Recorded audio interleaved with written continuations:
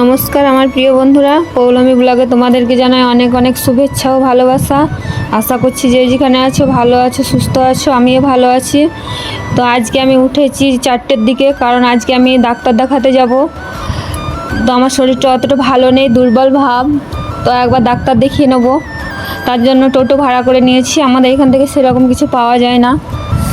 আর দেখো আমি সকাল সকাল সব কাজই করে নিয়েছি। আমার মেয়ে স্কুলে গেছে, এখন মর্নিং স্কুল হচ্ছে। আমার ছেলেকে খাইয়ে বাবাকে দিয়ে দিয়েছি, তো বাবার সঙ্গে বেড়াতে গেছে। আমি সকাল থেকে বাসন ধুয়ে নিয়েছি, ঝাড় দিয়ে ঘর মুছে সবই করে নিয়েছি। এখন এগুলো কিছু কাঁচা আছে, কেচে নিয়ে চান করে নেবো।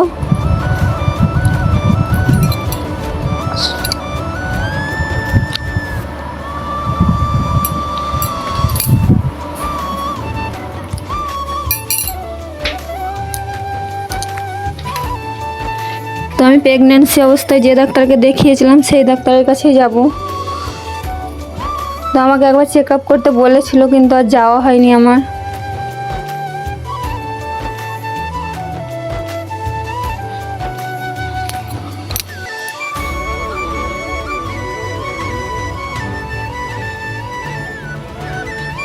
সারাদিন প্রচণ্ড ঘোরাঘুরিও করতে হয়েছে, আর মাথাটা ঘুরে ঘুরে উঠছে।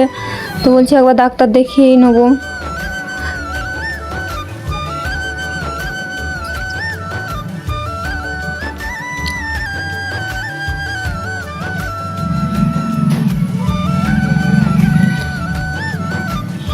আর দেখো আমার মেয়ে স্কুল থেকে চলে এসছে। তো আমি আমার ছেলেকে একবার ধরতে দিলাম, তো থাকছে না, কাঁদছে ওর কাছে।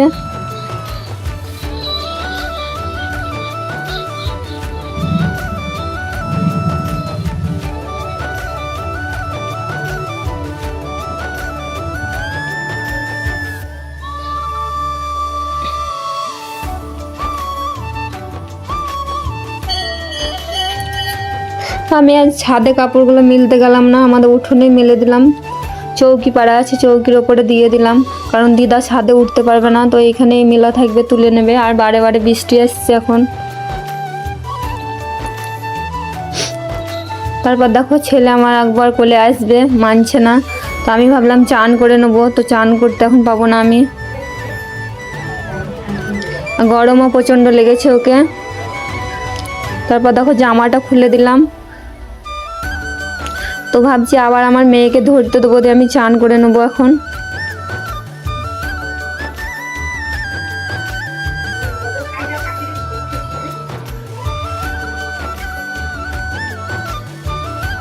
দেখো আমার মেয়েকে মারছে। আর আজকে জানো তো বন্ধুরা, অনেকক্ষণই ঝাড় দিয়েছি সকালে, তো এখন বলছি আর একবার ঝাড় দিয়ে নিই।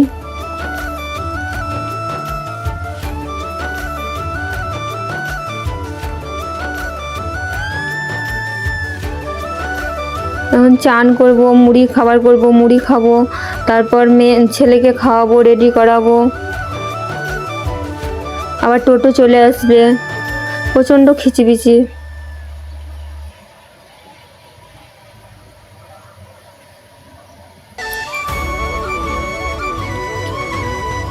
তারপর দেখো আমি চান করে চলে এসেছি। তো মুড়িগুলো চালা হয়নি, মিল থেকে ভেজে নিয়ে এসছে। আর আগে দিদা ঘরে মুড়ি ভাজতো, তারপর আমি ভাজতাম। আর এখন আমার ছেলে নিয়ে আর ভাজা হয় না, আর দিদাও পারে না। তো এখন মিল থেকে ভেজে আনা করাই, সেই জন্য চেলে নিলাম। তারপর আমি আলু কেটে এখন বসিয়ে দিয়েছি, আলু ভাজা করছি মুড়ি খাবার।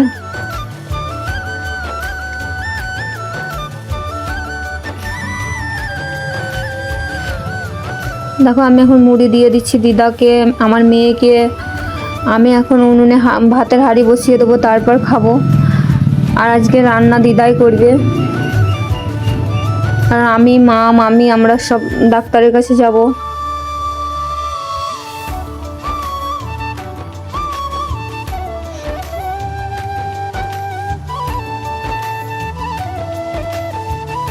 আর দেখো বাবা দোকান থেকে চপও নিয়ে এলো।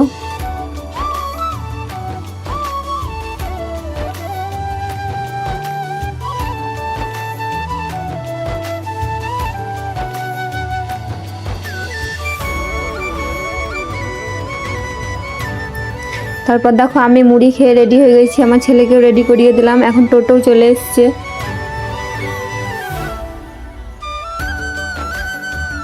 তো এখন 11টা 22 আমরা বেরোলাম।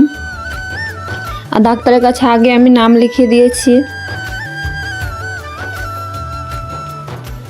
ফোনে।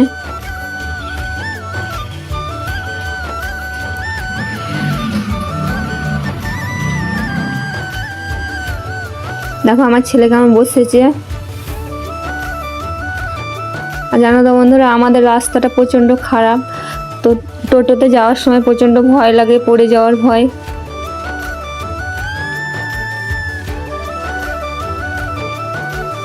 তো দেখো কত রোদ।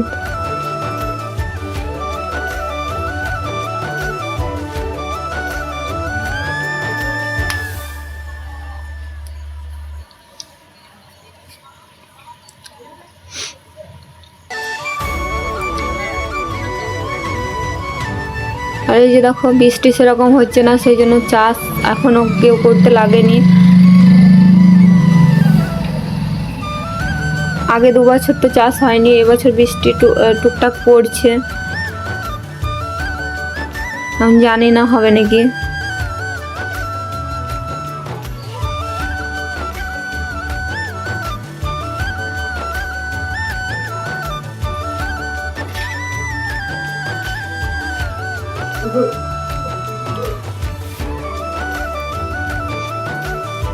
তো আমরা আর খানিকক্ষণের রাস্তা আছে, চলে এসেছি প্রায় কাছাকাছি। আমাদের বাড়ি থেকে 2 ঘন্টা লাগে টোটোতে।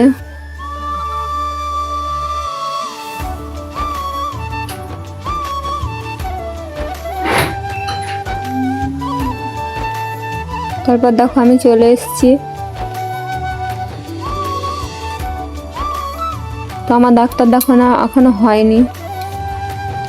তারপর আমি ডাক্তার দেখিয়ে চলে এসেছিলাম। ভাত খেয়ে কিছুক্ষণ রেস্ট করে ভাবছি একটা ক্যাথা পেরে নেবো। তো আমি মামিদেরকে ডেকেছি ধরে নেওয়ার জন্য, কারণ ক্যাথাটা একাই পারা যায় না। আর বাবার, আমার মেয়ের, দাদুর কিছু জামা প্যান্ট ছিল, সেগুলোতে বালিশ করে নিয়েছি। আর এখন এই যে কাপড়গুলো আছে, এগুলোতে একটা ক্যাথা করে নেবো। তো পেরে নিলে আমি খানিক খানিক করে তখন সেলাই দেবো।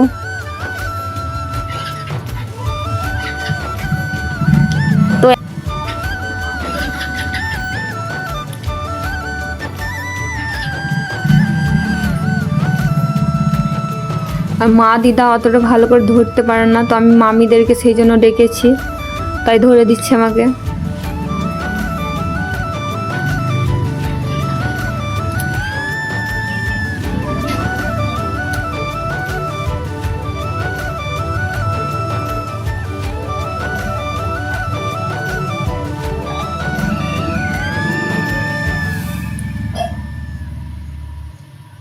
তো আমাদের নিচে বারান্দায় পারা যায় না, কারণ বারান্দাটা আমাদের ছোট, আর আমার ছেলে আছে, বারে বারে চলে আসছে কাঁথার উপরে, সেই জন্য ছাদে পারছি।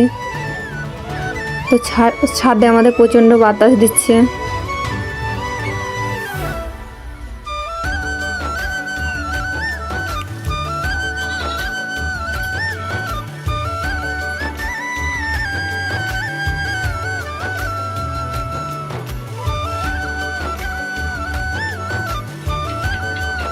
দেখো কত আমাদের কাপড় ছেঁড়া সব ছিল,